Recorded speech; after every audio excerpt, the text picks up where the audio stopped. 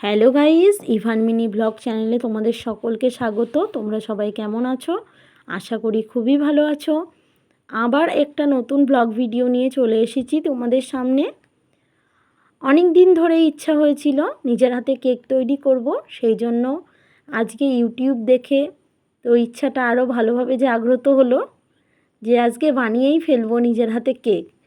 তো প্রথমেই তোমাদেরকে জানিয়ে রাখি, কেক বানানোর এটা আমার ফার্স্ট টাইম, সেই জন্য কেক বানানোর কোনো সরঞ্জামই আমার কাছে ছিল না। যেহেতু সমস্ত উপকরণগুলো ঘরে ছিল, তাই কেকটা আজ বানিয়েই ফেললাম। তো সেই ভিডিওটাই আজকে আমি তোমাদের সাথে শেয়ার করব। প্রথমে কেক বানানোর জন্য আমি নিয়ে নিয়েছিলাম চায়ের কাপ মেপে 2 কাপ সুজি, তার মধ্যে নিয়ে নিয়েছিলাম 2 কাপ চিনি, আর নিয়ে নিয়েছিলাম লিকুইড দুধ আগে থেকে গরম করে রাখা।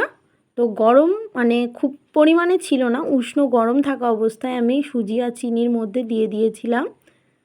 প্রথমেই তো তোমাদেরকে বলে দিয়েছি যে এটা আমার ফার্স্ট টাইম কেক তৈরি, সেই জন্য আমার কোনো সরঞ্জামই ছিল না কেক বানানোর। তাই জন্যে ডালের কাটা দিয়ে আমি সেই সমস্ত উপকরণগুলোকে ভালোভাবে মিশিয়ে নিচ্ছি। তো খুব ভালোভাবে তো মিশিয়ে নিলাম উপকরণগুলোকে একসাথে। উপকরণগুলো মেশানোর সময় বারবারই মনে হচ্ছিল জানি না কেকটা কেমনভাবে তৈরি হবে।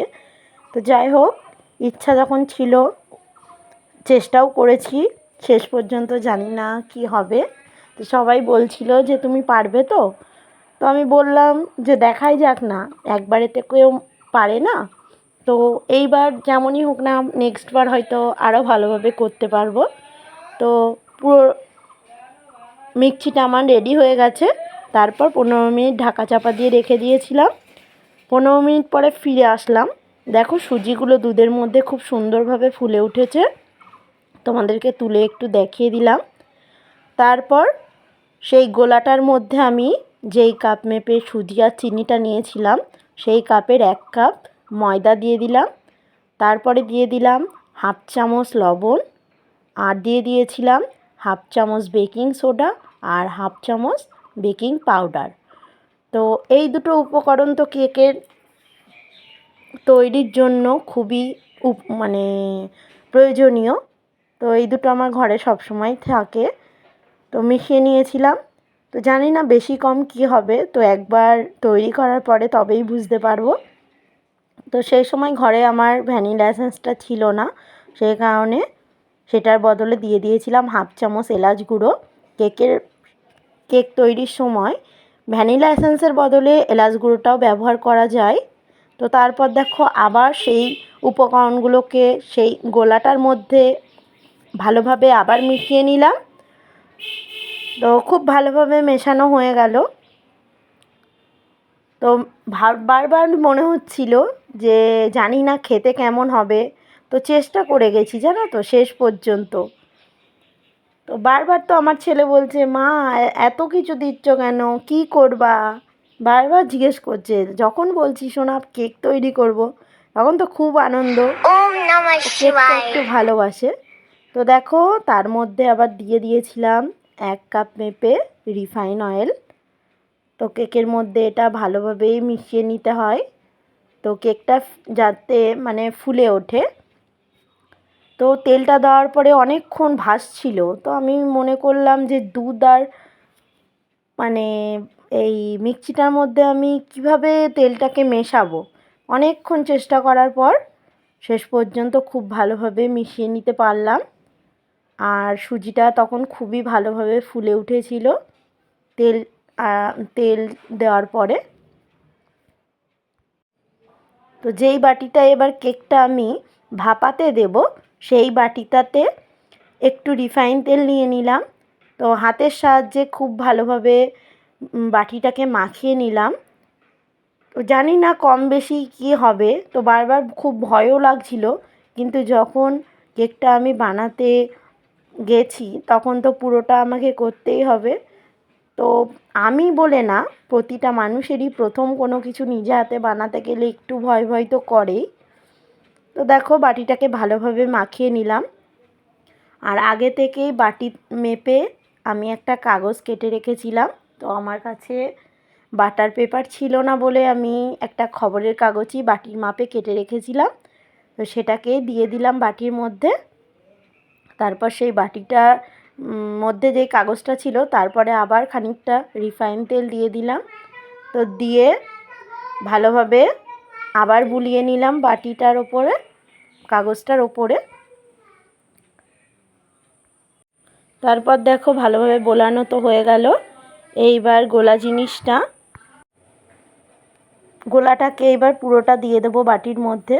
তো ভালোভাবে হাতাটাকে কেকে নিচ্ছি। হাতাটা তোমরা বলবে হাতা ইউজ করেছো কেন? তো যে নিচে না সুজি আর ময়দাটা একটু লেগে গিয়েছিল, তো সেই জন্য ভালোভাবে হাতাটা দিয়ে গুলিয়ে নিতে হয়েছিল। তো দেখো পুরো ঘনত্বটা তো তোমরা বুঝতেই পারছো যে খুব পাতলাও হয়নি আবার খুব বেশি গাঢ়ও হয়নি। তো মোটামুটি একটু ক্রিমি ভাব ছিল ব্যাপারটার মধ্যে। তো সেই অবস্থায় আমি বাটির মধ্যে দিয়ে দিলাম। এতটা কষ্ট করে করেছি সেই কারণে পুরোটা দেখো কেকে কেকে দিয়ে দিচ্ছি। তো পুরোটা তো আমার গামলা থেকে বাটির মধ্যে দেওয়া কমপ্লিট হলো। তো তারপরে দেখো বাটিটাকে ভালোভাবে নাড়িয়ে নাড়িয়ে ড্যাব ড্যাব করে মানে দিচ্ছি যাতে বাটির ভেতরে থাকা হাওয়াটা বের হয়ে যায়। কেননা বাটির ভেতরে যদি আগে থেকে হাওয়া থাকে তো কেকটা ভালোভাবে মানে ফুলবে না, কেকটা ভেতরটা ফেপে থাকবে। সেই জন্য বাটিটাকে ভালোভাবে ড্যাব ড্যাব করে বসিয়ে নিলাম। তো তারপরে আগে থেকে কুচিয়ে রেখেছিলাম কাজু কিশমিশ, সেইটাকে উপর দিয়ে ছড়িয়ে নিলাম ভালোভাবে। তো চেরি ফলের হলে আরও খুবই ভালো হতো, কিন্তু আমার কাছে যেহেতু চেরি ফল ছিল না সেই কারণে কাজু কিশমিশ দিয়েই কাজটা সারলাম। তো তারপর দেখো কেকটা ডেচকির মধ্যে আমি ভাপাতে দেবো, সেই কারণে ডেচকির মধ্যে দিয়ে দিলাম 1.5 কাপ মতো লবণ। তো অনেকে হাঁড়ির মধ্যে, অনেকে প্রেসার কুকারের মধ্যে কেকটা করে, কিন্তু আমি ডেচকির মধ্যেই ভাপাতে দিয়েছিলাম। ডেচকিটার মধ্যে লবণটা দেওয়ার পরে আমি প্রথমে ভাবলাম বাটির সাহায্যে হয়তো লবণটাকে ডেচকির চারিদিকে দিয়ে দিতে পারবো, সেই জন্য বাটিটার নিচটা মুছে আমি ভালোভাবে দেওয়ার চেষ্টা করেছিলাম, কিন্তু ভেতরটা ফাঁকা ফাঁকা হয়েছিল। সেই জন্য বাটিটাকে রেখে আবার হাত দিয়েই দেখো করছি, কারণ বাঙালি মানুষ, ওই জন্য হাত দিয়েই সব কাজ আমরা করতে ভালোভাবে পারি। তো হাত দিয়েই ভালোভাবে লবণটাকে ডেচকির চারিদিকে ছড়িয়ে নিলাম। তারপরে চলো গ্যাসে চলে গেলাম। গ্যাসে যাওয়ার পর হাই হিটে গ্যাসটা মানে অন করে ডেচকিটাকে বসিয়ে দিলাম। তো ডেচকিটা খুব ভালোভাবে গরম হওয়ার পর আমি একটা স্ট্যান্ড বসিয়ে দিলাম ডেচকিটার মধ্যে। তারপর দেখো কেকের বাটিটা স্ট্যান্ডের ওপরে বসাতে গিয়ে আমি হাতে একটু ছ্যাঁকাও খেয়ে নিয়েছিলাম, যেহেতু খুবই গরম হয়ে গেছিলো ডেচকিটা। তো প্রথমবার কেকটা বানাচ্ছি তো একটু চিহ্ন তো থাকবেই, সেই কারণে। তারপরে ডেচকিটার ওপরে একটা প্রথমে আমি ফুটো গামলা দিয়েছিলাম, কিন্তু তারপর দেখলাম সেটাতে ভালোভাবে ভাপানোটা হচ্ছে না। তো তারপরে সেটা চেঞ্জ করে আমি একটা থালা দিয়ে দিয়েছিলাম। তো দেখো 45 মিনিট পরে ফিরে আসলাম। ফিরে এসে দেখছি কেকটা মোটামুটি হয়ে গেছে।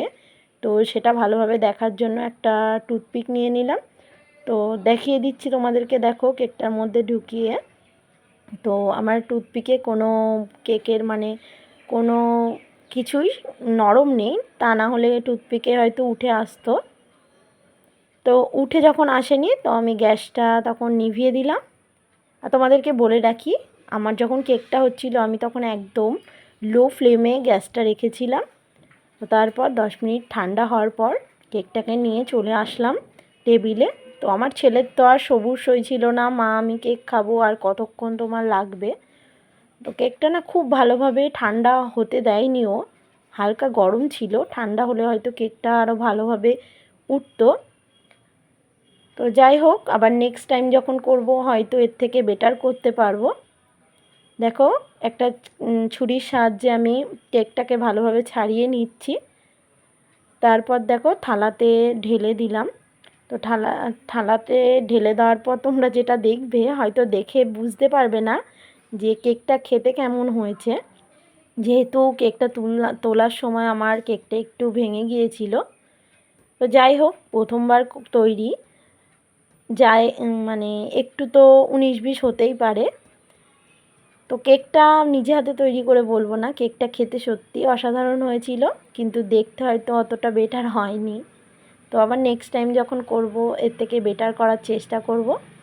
তো তারপর কেকটা কেটে তোমাদেরকে দেখো একটু দেখিয়ে দিচ্ছি। কেকটা খুব নরম আর তুলতুলে হয়েছিল। এই কেকটার নাম হলো সুজির স্পঞ্জি কেক। তোমরা ইউটিউবে সার্চ করেও দেখতে পারবে। আমি যেভাবে করলাম কেকটা সেভাবেই তৈরি করা হয়। তো তারপর দিয়ে দিলাম ছেলেকে একটু খেতে। তো খেয়ে তো বললো মা খুবই ভালো হয়েছে কেকটা খেতে। তো যেটুকু পারলাম তোমাদের সাথে শেয়ার করলাম।